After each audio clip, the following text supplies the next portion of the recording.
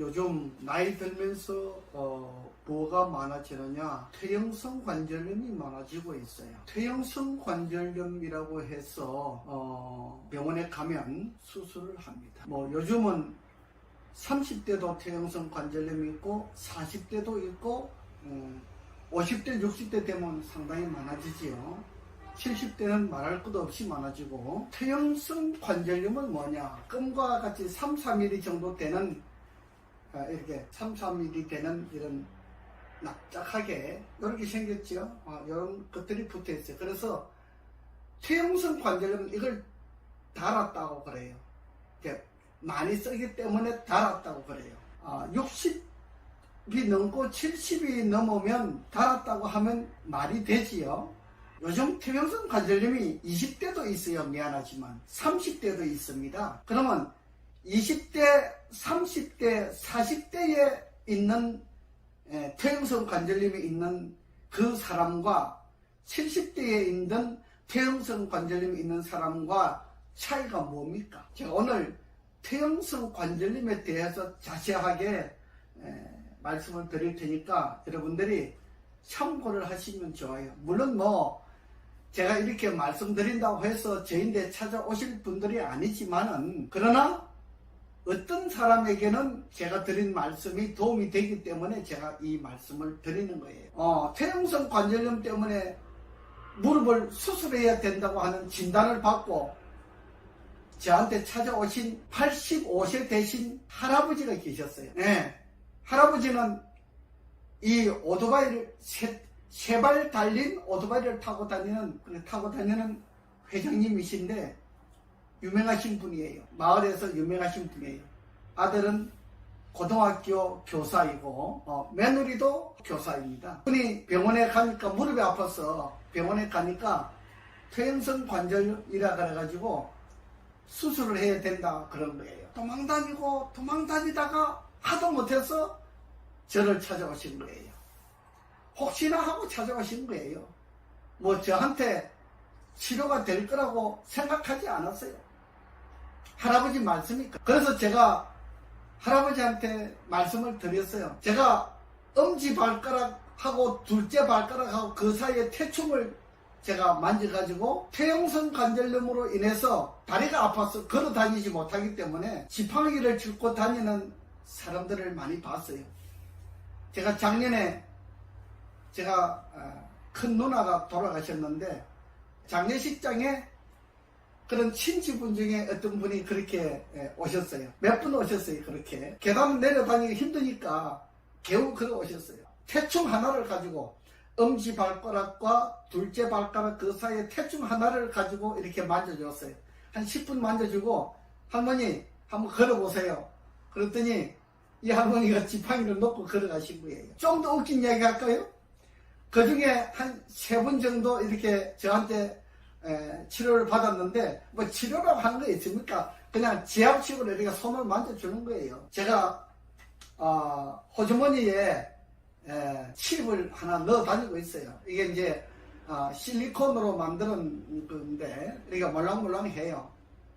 처음에는 제가 현미쌀 가지고 하기도 해보고, 그 다음에 콩 가지고 하기도 해보고, 여러 가지를 가지고 해봤는데 내 손이 아프더라고. 손이 아파서 이 실리콘을 만드는, 이건 칩이라 그러지요. 실리콘을 만드는 분들이 있어가지고 저도 이걸 만들려고 그랬는데 돈이 많이 드니까, 이게 정말 사업을 하는 사람이 만들어야지, 우리 같은 사람이 만들려면 돈이 많이 드니까 못 만들고, 이걸 만들어서 전문적으로 판매를 하시는 분한테 제가 이걸 구입을 했어요.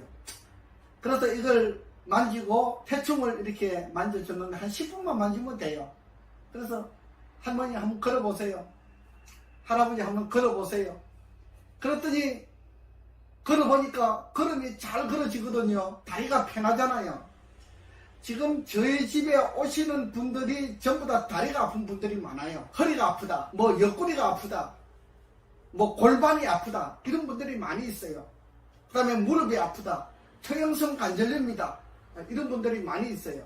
근데 제가 태충을 하나 만지가지고 걸어다니 보면은 하나도 안 아프다, 훨씬 편하다, 훨씬 가볍다, 다리가 가볍다, 이렇게 하고 있어요. 자, 그러면 퇴행성 관절염은 분명히 이야기하기를 관절이 닳아서 이제 더 이상 쓸 수가 없기 때문에 그래서 무릎이 아프다, 이렇게 이야기를 했는데, 만약에 그 말이 사실이라고 하면 제가 이 실리콘 하나를 가지고 이거 없어도 돼요. 그냥 손만 가지고 해도 돼요. 태충을 만져가지고 한 5분 10분 만지면 무릎이 안 아파지는데, 그럼 그걸 어떻게 설명을 하겠습니까? 예, 이 이야기를 듣는 분들은 생각을 해 보시기 바랍니다. 퇴행성 관절염이라고 해서 수술하면 완전하게 되느냐? 인생은 나이가 자꾸 들어감에 따라서 마이너스 인생으로 살아가요.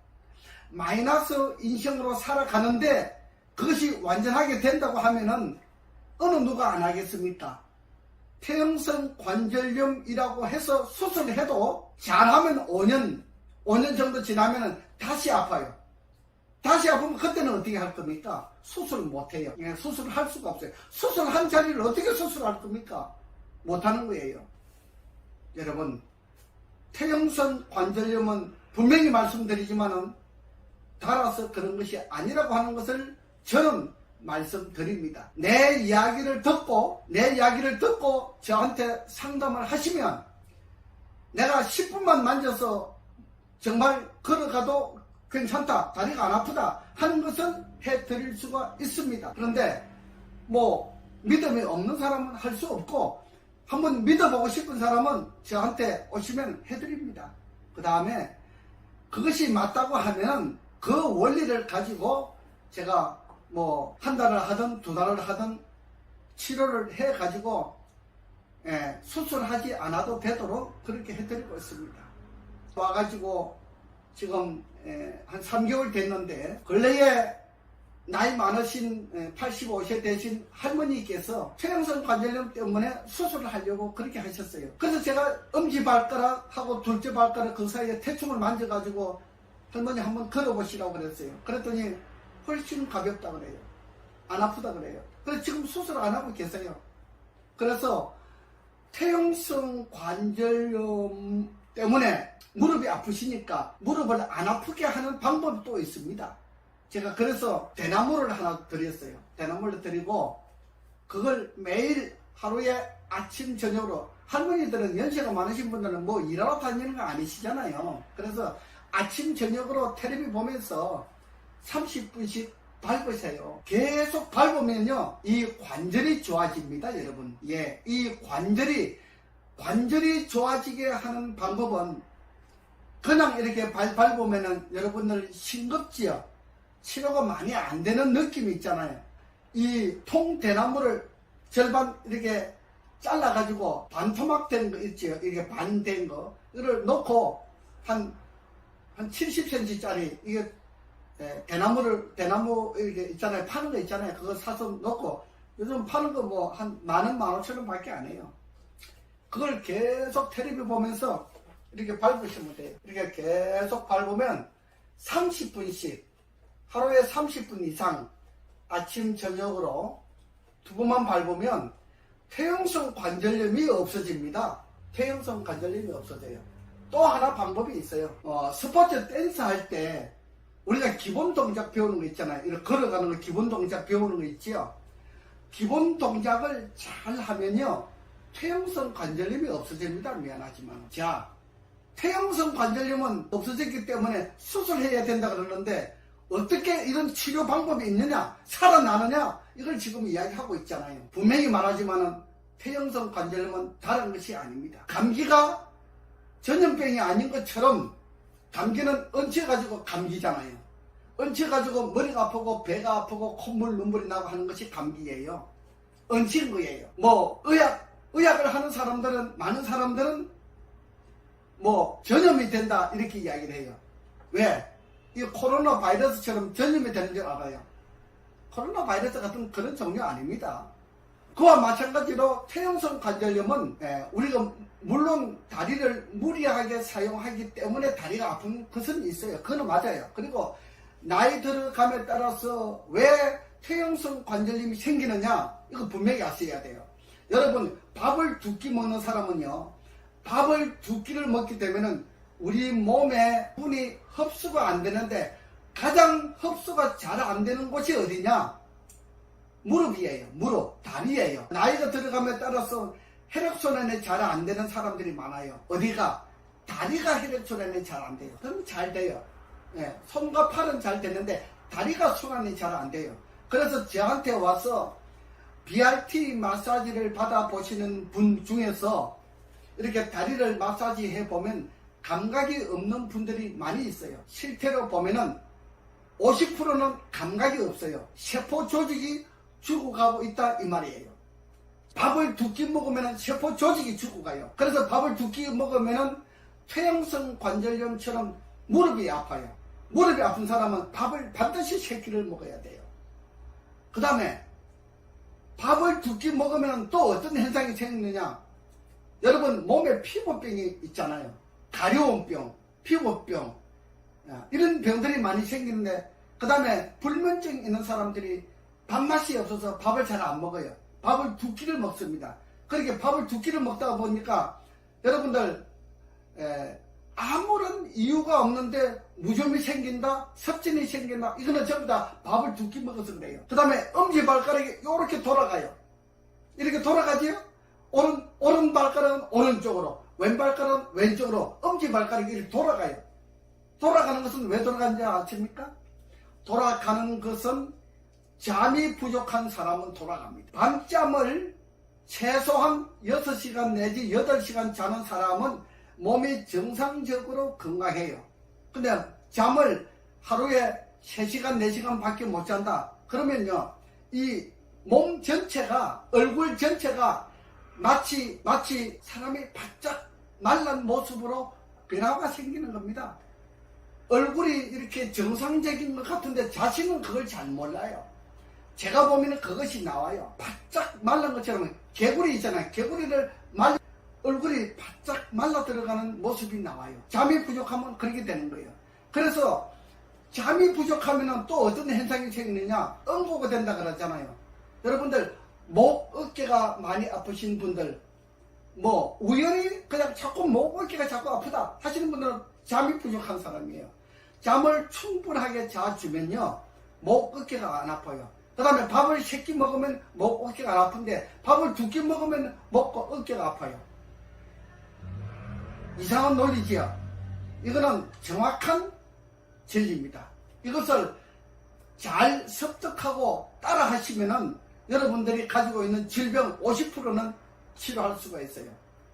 저한테 오지 않아도 돼요. 밥 먹는 거 잘하고 잠자는 것만 잘해도 50%는 치료가 되는 거예요.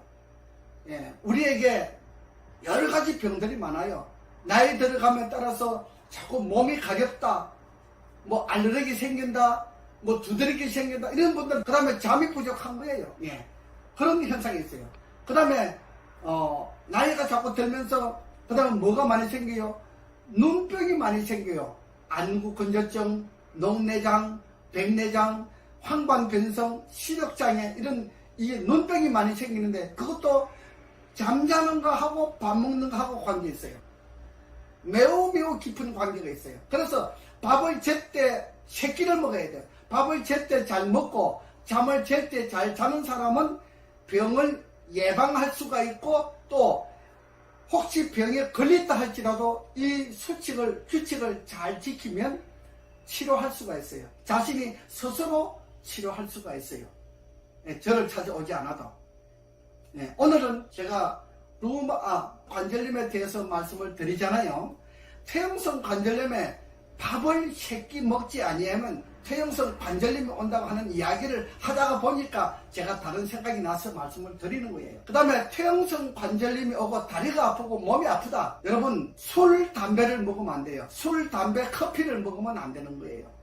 술, 담배, 커피는요, 예를 들어서 커피 한 잔이 우리 몸속에 들어갔다.